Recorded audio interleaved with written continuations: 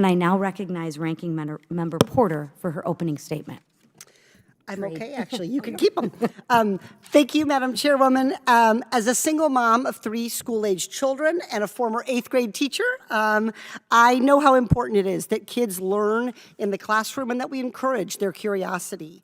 Many members of this committee are also parents, and we all want what is best for our kids. We want them to feel supported and capable. We want them to be learning and be able to attain good, high-paying jobs in the future.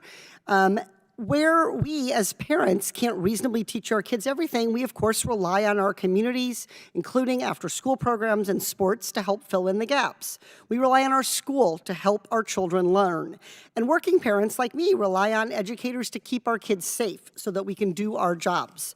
We're here today to discuss our nation's K-12 public education system.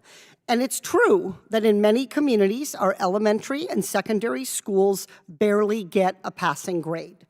I am concerned, though, that over the next hour or more, my colleagues will be more interested in pointing fingers than in fixing problems, more interested in looking backwards than in looking forward. 2 of the fingers that are being pointed are at COVID-19 school closures, and then at so-called woke programs that indoctrinate students. Look, none of us, least of all me, miss the days of Zoom school with people yelling about who's taking up the bandwidth and who's using the iPad right now. It sucked. It was terrible for parents. It was terrible for teachers. And most of all, it was terrible for kids. There's no doubt that COVID-19 disrupted learning. Many kids missed out, and there is a real learning recovery that we need to be focusing on. So I'm not arguing with my Republican colleagues about that point.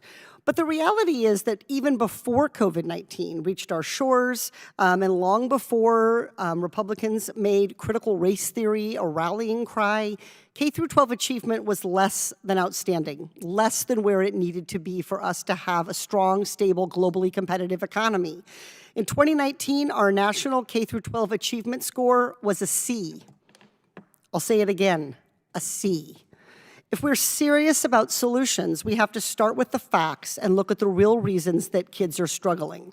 There's a long history of unequal and inadequate funding for public education that has not set our kids up for success, and I fear, and I think we need to be careful not to devalue the hard work of teachers. We need to not paint them as agents of indoctrination. Instead, we need to be acknowledging their partnership in raising our kids.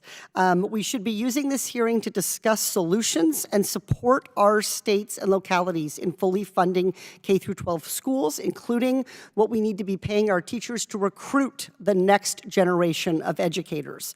That's how we're going to achieve better outcomes for students. So I want to encourage my Republican colleagues today to look forward, to look for solutions to the problems rather than looking at the past, and to really have a collaborative approach on what we can do to make a difference. Not just pointing fingers at Democrats or at progressive policies, but instead asking what are the best policies for our kid, period, regardless of which side of the aisle they're coming from. Whining about left-wing ideologies, that's not going to bring us closer to solving the challenges of K-12 education. So if we really want to address problems in our school system, we're going to need to take a closer look at how our education system is funded, how things have changed post-pandemic, and we need to uplift data-driven strategies that are working to educate kids. Elementary and secondary education matters to all of us. Whether your kids are out of school, whether you've never had kids, whether you're glad to see them go in the morning, we all benefit from having a strong educational system where kids are safe to focus on learning. And to get there, we need to find the solutions and make sure that we are adequately funding them. So with that, again, I thank our witnesses. I look forward to your testimony, and I yield back.